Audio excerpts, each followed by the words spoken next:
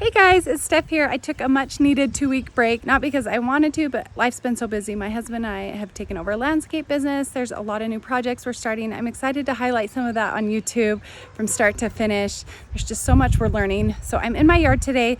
This is where I am the happiest, and all of my roses are starting to pop out. So I thought I would highlight all of them. This year has been like none other. The temperatures have just been beautiful. We've had so much moisture. It's only been like 75 degrees. All of my cold hardy annuals haven't fizzled off yet. My stock is still going strong, so I am adding a few things because I did have a viewer want to know how long the stock lasts in a flower bed. So this year it's lasting up to 4 to 6 weeks. I have a new variety that's come out.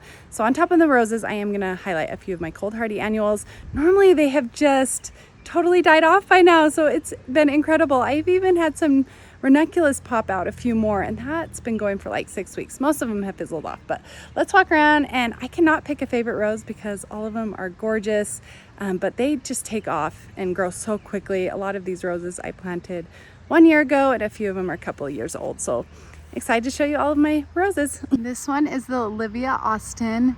It's one of my favorites, and it smells so good, but it is just such a prolific bloomer. It will just do this all summer, and then in the fall they really put on another show. So this one gets about 3 feet tall and wide. It's gonna get quite a bit bigger, but the only downfall with this one is if it gets a lot of rain on top, the petals do kind of fall. So these are 1-year-old plants. So pretty. I do gotta deadhead some of them. I don't typically deadhead my roses very well. Look, that one's getting a little button center. I didn't know it did that. I love when the roses do that. Okay, next I'm gonna walk over to the west side of my house where I have the Lady of the Lake. This is a climbing rose. It's a little bit more on the peachy side, and I also have 2 of them in my obelisk, so let's just go check them out. Okay, so this one, the blooms don't last very long, but they just pop out so frequently that it doesn't really matter. I did have one that looked a little bit more peachy. When they very first come out, they're more peachy, but I guess it's faded already. But look how cute that is. They're a little bit smaller, and look at all of those buds that are trying to come out. So it's been doing this for a good 2 to 3 weeks now, and this has been in my garden box for 2 years. My husband built these. I've got to refinish it already. It was a rough winter in the south west facing side. It's a little bit harder on stuff.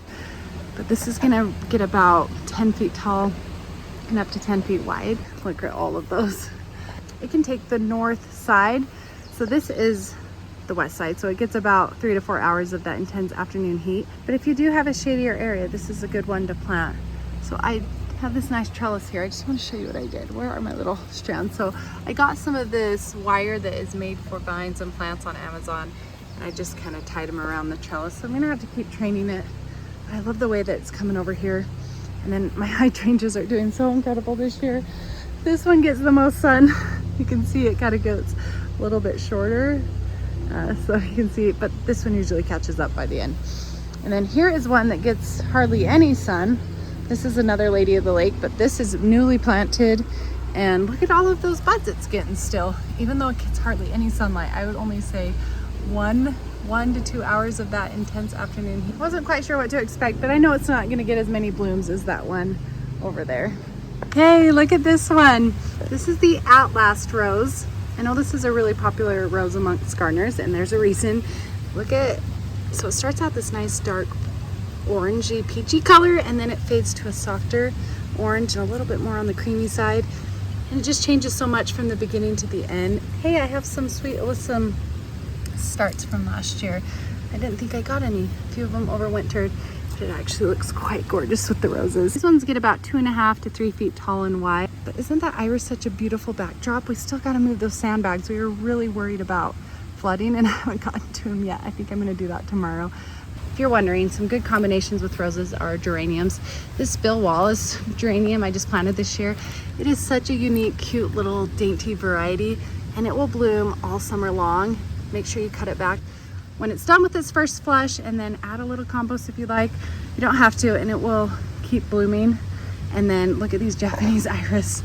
I also like iris with roses just for a little bit of that texture contrast. Lamb's ear is another great plant to pair with roses. I absolutely love it. It's one of my favorites. And then you've got your catmint, which is super drought tolerant, salvia, And then I'm gonna highlight real quick my Centranthus Jupiter's beard before I head back to the cutting garden to highlight some other roses, because this also pairs well with roses. But I planted this plant last year. It's reached its full size already and it's going nuts. It's one of the easiest plants to grow. It's super drought tolerant. It loves the heat, so it's looking gorgeous right now. Okay, so here it is. This is the catmint. I can't remember this variety, but it's a little bit more bushy, but it is such a prolific bloomer. I think more than the other catmint, so I'll have to figure out what that is. If you are curious, comment down below and I will get back to you. Look at all of the bees. It's so crazy. I didn't mean to highlight other stuff in this video, but since this is a good pairing with the rose, I thought I'd add it. Oh my goodness, this is so gorgeous. So I planted these last year, and then I've got some ginkgos in here, but this is that Centranthus. It's a really great cutting flower. Look at it. I'm gonna continue to plant a few more in here. I want them to go throughout all of these trees. I need to plant another tree. And then I've got some poppies, and they actually look beautiful with this catmint. So I'm gonna naturalize it a little bit better, but they're already 3 feet tall, or 2.5 to 3 feet tall and wide. So there is one negative to this Centranthus, is it spreads like crazy. So it starts everywhere. Those are all new starts, but they're not too annoying because you can lift them and divide them or pull them out really easily. I'm already gonna give a few of them to my friends. So that's the only downside. Otherwise, there's just all pros. And then right here is one of those poppies. I actually found a few more at my local grocery store for $1.99, the exact same variety. So I have another one that's about ready to pop out. These will get big, up to 3 feet tall and wide. So I'm also gonna highlight the lamb's ear because I mentioned that one. This is the Helen von Steen, and this is just a killer plant. But as you can see, my roses are over there. That's a climbing rose. That's the Lady of the Lake.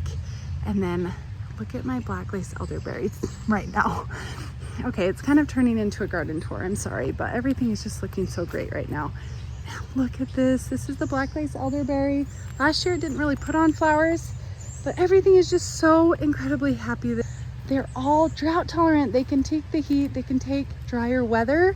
And so they love the moisture this year, but they'll be just fine if we have another year like we did the past 3 years. This smells so good too. It has like a little soft, not overpowering citrusy scent to it. Look at all of these ones that are still waiting to come out. I love it next to this rustic wood fence. Isn't that cool? No, with this plant, I divided one plant. I have not bought another one. They grow super fast. And these are a few starts that I had this year. The first year they take a little bit longer, but the second year they just go crazy. This is another Lady of the Lake. So this gets a little bit more sun than the one on the west side wall. Whoops, this got broken somehow. I didn't see that earlier, but lots of blooms waiting to come out. It's putting on so much growth this year. Okay, look at this onyx and pearls. I've waited a year to see what these look like. This is a taller variety. It will get about 40 inches tall and up to 40 inches wide, so it'll fill up this whole area. But I just love the way it looks with those roses in the background and all of these colors right here. So here's my other Lady of the Lake. So I actually bought this rose a little bit later. The first one I had here didn't do so well. I'm not sure what happened. It was probably user error. So I'm not gonna blame anyone else but myself. So I'll have those 2 roses on each end. I'm back in my cutting garden, and this is the rose I'm most excited to show you. This is called the Lady Gardener. Look how cool this one is. It smells heavenly, but it is one of my bigger roses as far as the blooms go, and it's so soft and fluffy. I guess that's how I would describe it. It really does look this creamy and delicious in real life. And this is like a 1-year plant, I think. So it's gonna get pretty big, about 4 feet tall and wide. Can you imagine how gorgeous this is gonna be? I mean, like I said, everything's pretty. In a few years, it's gonna just fill in this space, put on a lot of height. And I thought it was supposed to be more on the peachy side, but in my climate so far, it comes out this soft pink, which I'm totally okay with, and then fades to this white. But this rose is really hard to beat. So definitely plant one of these in fall or in spring if you can. It's the Dave Austin. It will sell out quickly, so put it on your list because I promise you, you won't regret it. It's just stunning. And then this is the Alnwick. This one has a funny story. It has been through the ringer with me. I've moved it 5 different times. I've moved it in the heat of the summer.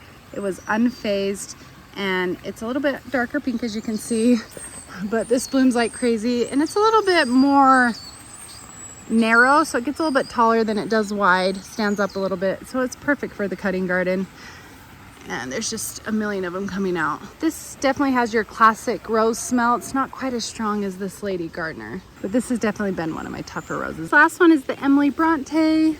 This is a 2-year plant. And then right here, I had to show you the cute little button center. This is faded to a white. They are gonna be a little bit more on the peachy pink side. Right now, they're all coming out more on the pink side. I have another one of those. Wow, this I thought this was an Emily Bronte. I didn't even know that I had, this is a poet's wife. So this is gonna be more of a yellow rose, which I forgot that I had in here. So that was kind of a fun surprise. So I told you I was gonna finish off with the stock. So I wanted to show you the ones that have been out for a while. They've been going on for about 4 weeks now. So I would say they're gonna last about 6 weeks in here just because our climate's been spectacular. Normally this wouldn't be the case, but if you have temperatures around 75 degrees or lower, we've had a few 80 degrees days. You should expect to get blooms for about 6 weeks. This is the Roseanne brown stock. These came out a little bit later because the chickens nibbled on them. So they recovered nicely, which was kind of fun because they came out at different times than these ones. And these are just tough plants. When I bring them inside, they last in my vase for at least 7 to 10 days. They smell at my house. It smells heavenly. It's just been a magical year for all of these flowers.